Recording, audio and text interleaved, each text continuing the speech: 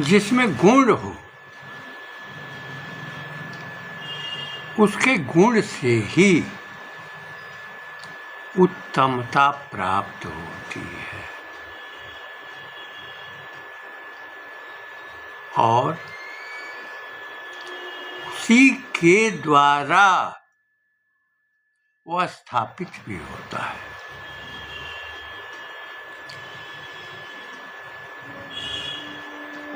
गृह के शिखर पर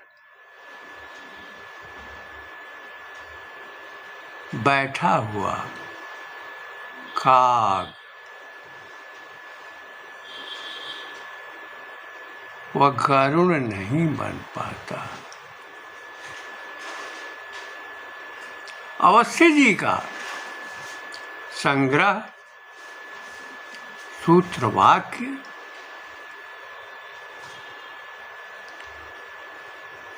जीवन के संचरण विचरण प्रशासन शिक्षण संरक्षण की दिशा का मूल मंत्र है, जिनमें आसन ग्रहण करने की क्षमता होती है, वही तंत्र का संचालन करता है।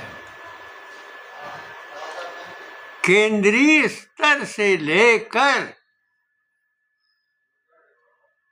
और निचले स्तर तक प्रत्येक अधिकार संपन्न श्रेणियों के द्वारा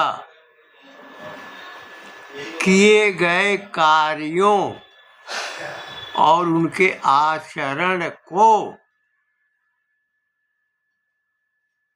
शासक अगर देखता है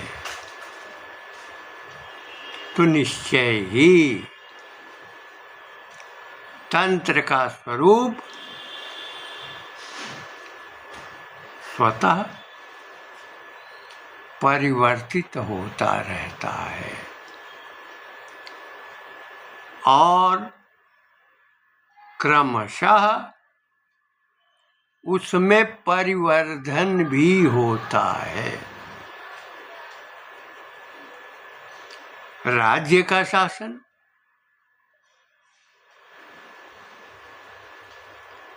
जनपद का शासन गृह शासन नगर के शासन की भी प्रक्रिया के क्रम में वही सफल होता है जिसमें तप होता है, त्याग होता है, जन कल्याण की भावना होती है, आर्तनाद सुनाई नहीं पड़ता। जो पीड़ित और दुखित व्यक्ति हैं, आहत हैं, जिनके स्वभाव और प्रकृति को सत्ता संचालित करने वाला जानता है, उसके अनुभव में अगर विस्तार है और उसमें संचालन की क्षमता है और शासन की प्रकृति है, वह निरंकुश लोगों को एक स्थान पर बैठे हुए ही उनकी क्रियाओं, उनके कर्मों, उनके भावों, उनके उद्गारों के द्वारा व्यक्ति की जो संस्कृत या कुसंस्कृत प्रकृति है वह जान लेता है। केंद्र का शासक जब विश्व विस्तरण में संचरण करता है, उसके संचरण से प्रभावित होकर उसकी कार्यवृत्ति से प्रभावित होकर जिन देशों में चरण छूने का भाव नहीं होता, परंपरा नहीं होती, उन अन्य देशों के शासक, संचालक भारत के शासन में प्रवीण प्रधानमंत्री का चरण स्पर्श करते हैं। उनका चरण स्पर्श भारतीय सनातन परंपरा और उसकी संस्कृति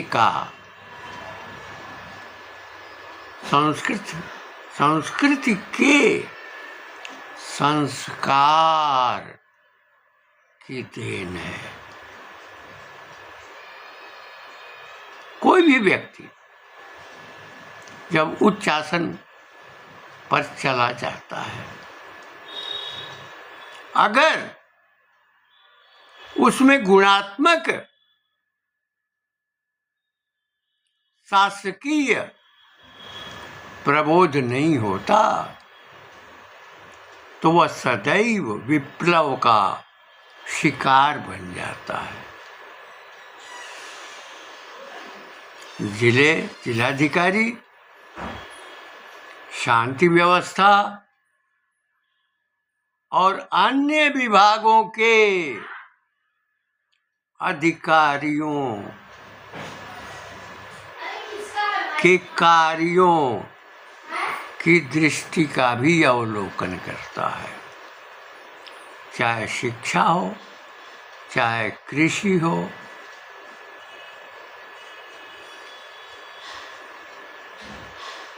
इस प्रकार के अन्य विभाग जिसके अंतर्गत पुलिस प्रशासन भी आता है, उसका वह अवलोकन करता है। यह प्रवृत्ति उसके संस्कार के अनुकूल होती है, जिसमें द्रवित होने की भावना, आर्त की वेदना को समझना और आवश्यकता अनुसार उसकी सहायता करना,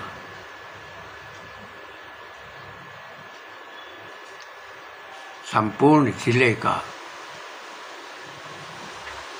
प्रशासन प्रत्यक्ष या परोक्ष रूप से जिलाधिकारी के अधीन होता है।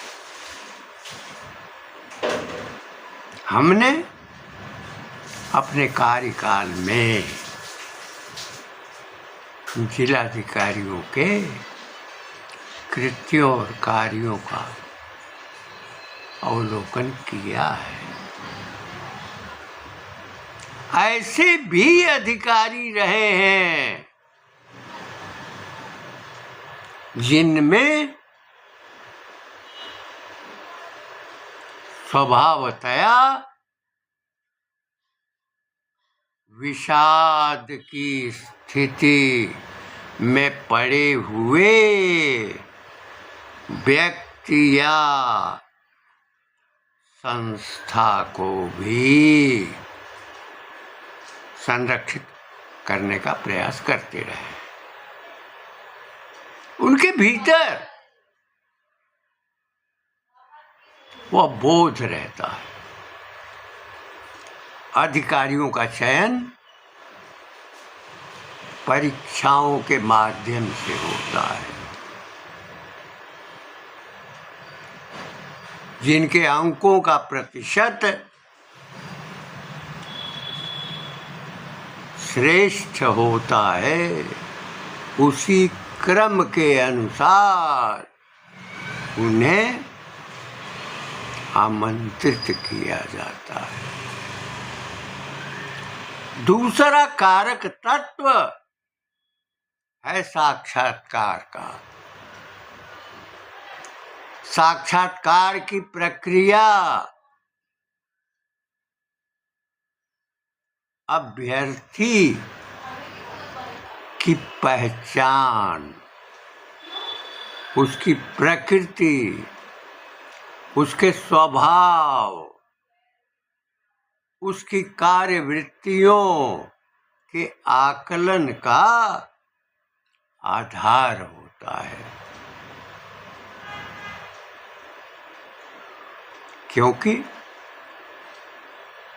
जब विभाव सामने आता है तो अभ्यर्थी के मन का जो स्थायी भाव है वह स्फुरित होता है और उसके स्फुरन में जो कुछ भी उसके मुख से निस्सरित होता है उससे उसके अंतः में उसकी वृत्तियों को जान लिया जाता है। इसी प्रकार से यदि 5 साक्षात्कार करता हूं तो प्रत्येक दिशा में प्रश्नों की बौछार होती है और जो उन सब का सार्थक उत्तर दे देता है उसे श्रेष्ठता मिलती है। पिछले 40 वर्षों के शासन में जातीयता का स्वरूप अधिक उभरा है। इस कारण जो तंत्र का संचालन करने वाले लोग हैं उनमें प्राप्त बोध और दिशा ज्ञान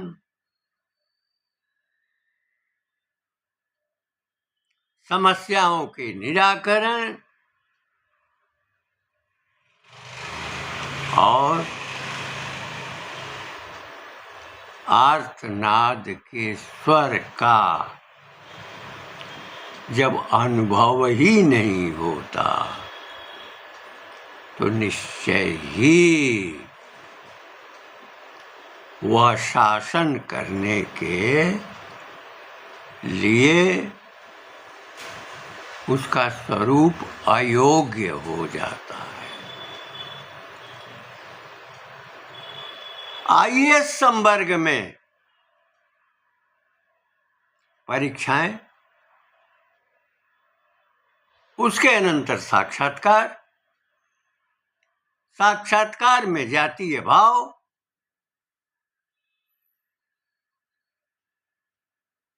शासन के मंत्रियों का दबाव,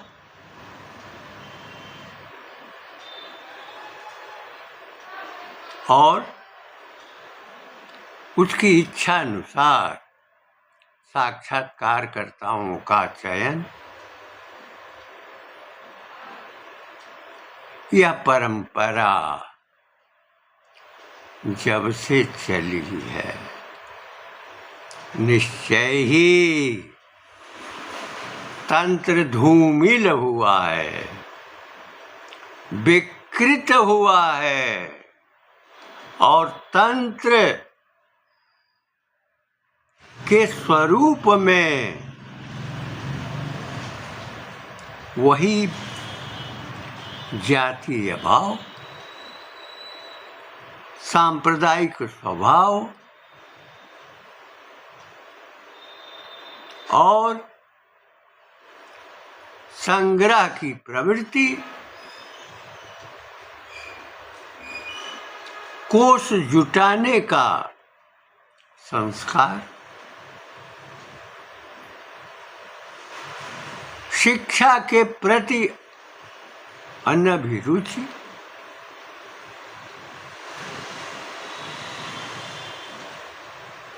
इस प्रकार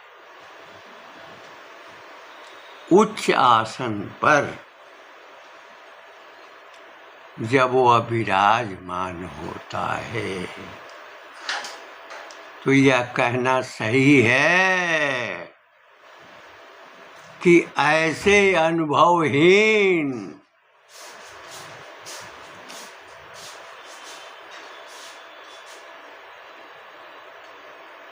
और संतुलन विहीन विकृत समस्याओं के समाधान में त्वरणशीलता उनके भीतर जब नहीं रहती है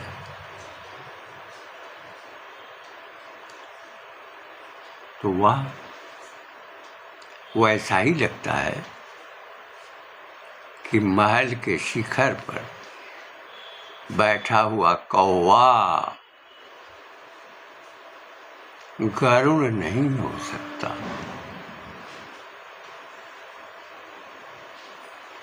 केंद्रीय स्तर पर आईएएस अधिकारी जिनमें विवेक है, ज्ञान है,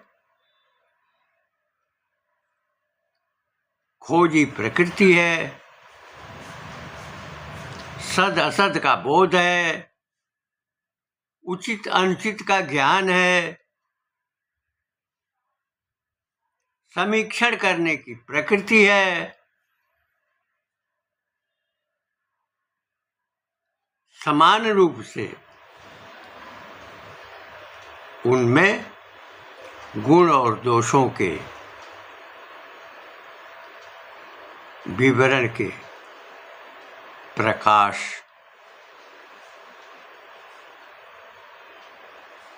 की अभिव्यक्ति है तो निश्चय ही उस प्रधान को वह उपयुक्त हो जाते हैं जिनसे राज्य के शासन का कार्य नीति निर्धारण में सहयोग प्राप्त होता है। 1971-72 के बाद के कालखंड में उत्तर प्रदेश के मुख्यमंत्री पंडित कमलापति त्रिपाठी जी थे।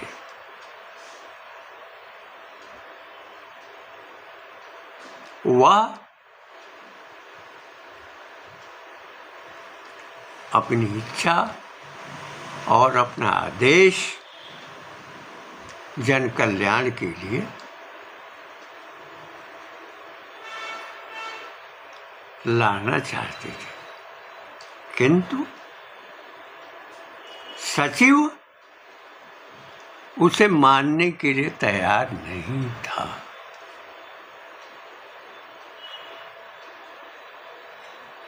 स्वभावतया तत्कालीन मुख्यमंत्री श्रद्धेय स्वर्गीय पंडित कमलापति त्रिपाठी जी ने उससे आग्रह किया,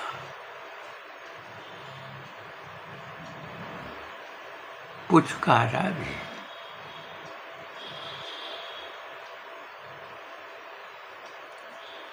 वह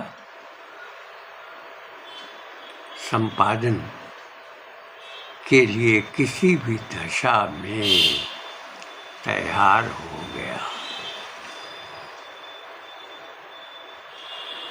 प्रधानमंत्री को भी आईएएस अधिकारियों का ऐसा ही सामना करना पड़ता है। जिन अधिकारियों में दृष्टि है, अंतर्दृष्टि है, अंतर्बोध है, जो विश्व के देशों के स्वभाव और वहाँ के निवासियों और शासनाधिकारियों के आचरणों को जानते और समझते हैं। निसंदेह उनमें नियमों के ज्ञान की प्रवीणता होती है। मैंने शिक्षा विभाग में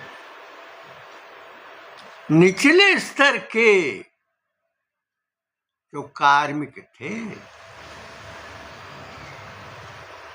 स्टेनोग्राफर थे, उनके कार्यों का भी आकलन किया है, जिन्होंने अपने अधिकारी के द्वारा दिए गए किसी आदेश के अनुसार उसका क्रियान्वयन नहीं किया, उसे वह उपेक्षित भी हुआ।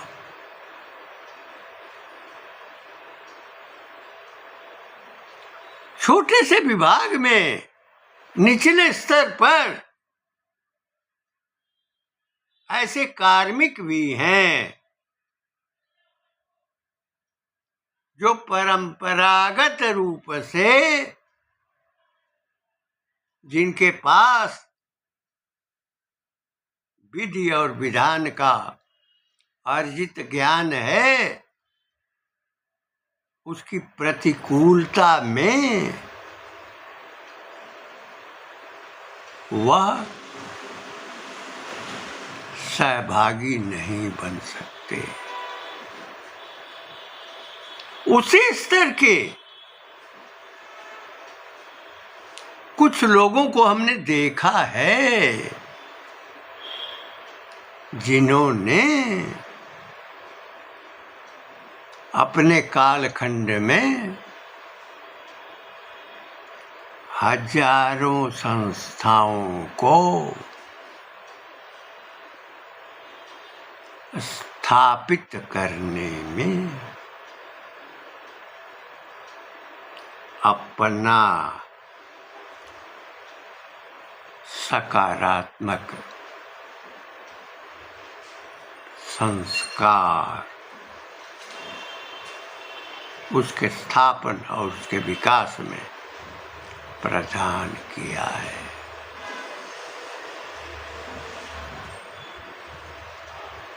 स्पष्ट रूप से मैं यही बताना चाहता हूँ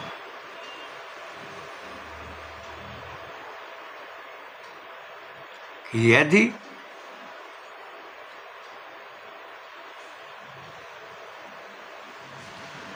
जिसमें गुण नहीं है और उसको उच्च आसन मिलता है, उच्च पद मिलता है, तो उच्च पद पर बैठा हुआ व्यक्ति वैसा ही होता है जैसे महल के शिखर पर बैठा कौवा गरुड़ नहीं हो सकता।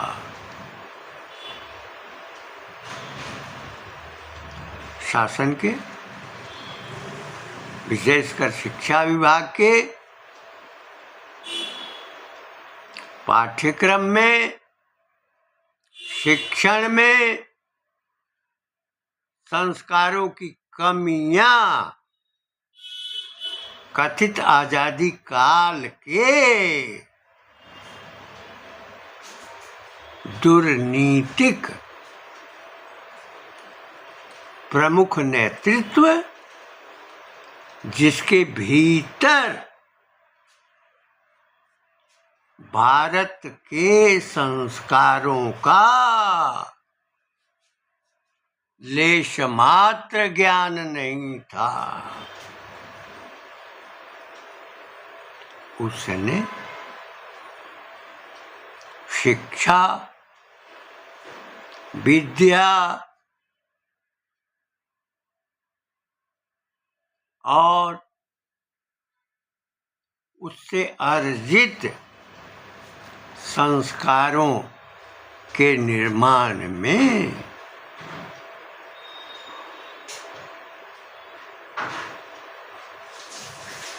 किसी प्रकार से ध्यान नहीं रखा।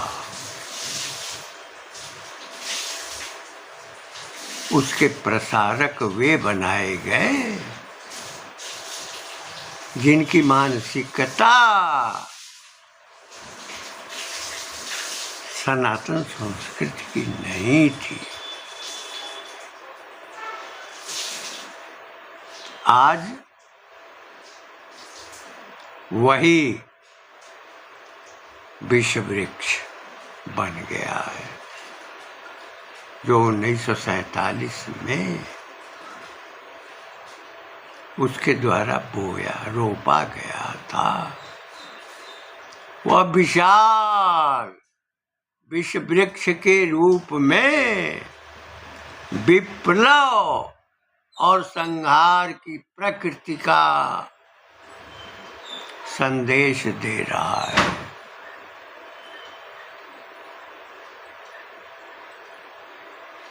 और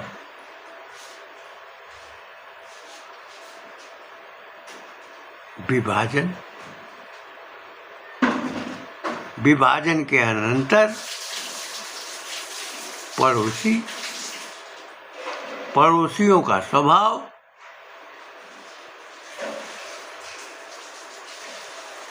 जिनमें कृत्य का विश्वास नहीं, कृतज्ञता का बोध नहीं, जिनके संस्कारों में यह कभी रहा ही नहीं।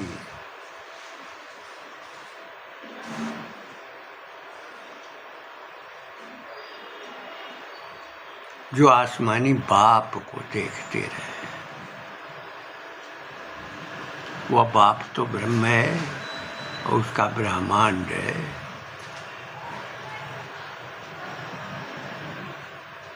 सनातन संस्कृति के अनुसार, लेकिन माँ की भी तो आवश्यकता है। भगवान राम ने कहा था स्नेहम दया च सौख्यम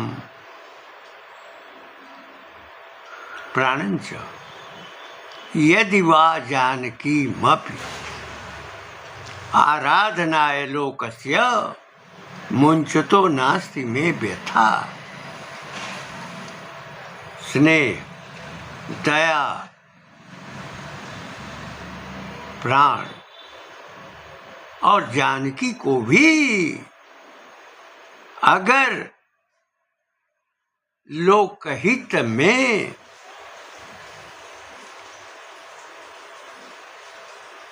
शासन के हित में छोड़ना पड़े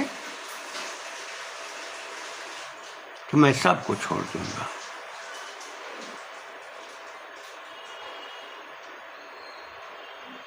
वह जननी जन्मभूमिश्च स्वर्गादपि गरीयसी का बोध कराने वाला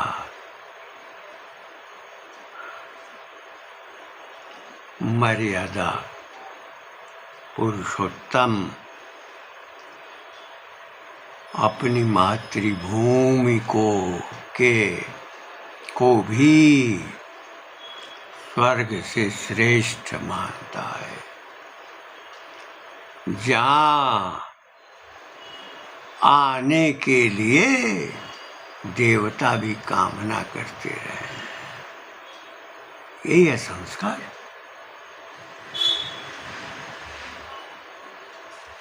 वंदे मातरम का उच्चारण नहीं, माँ की वंदना नहीं,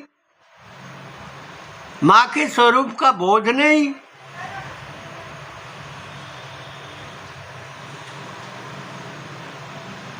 इन संस्कारों में, इन विकृत संस्कारों में जो विभेद है उसका आमंत्रण करने वाला पहला शासक 46 की स्थिति को वर्तमान में बदलने वाला कारक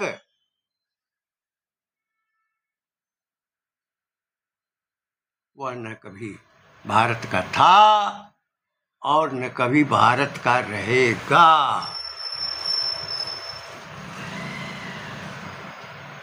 इस भावना के साथ मैं अपनी वाणी को विराम देते हुए यह कामना करूंगा,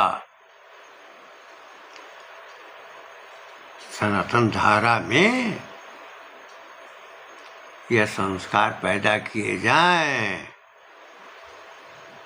कि अनायास उच्च आसन पर आसीन व्यक्ति यदि वह गुणहीन है,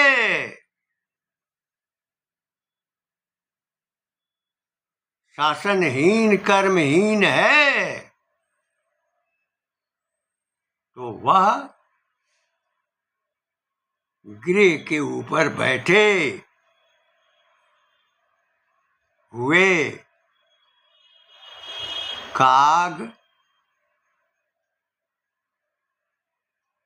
गरुड़ का स्वरूप नहीं पा सकता।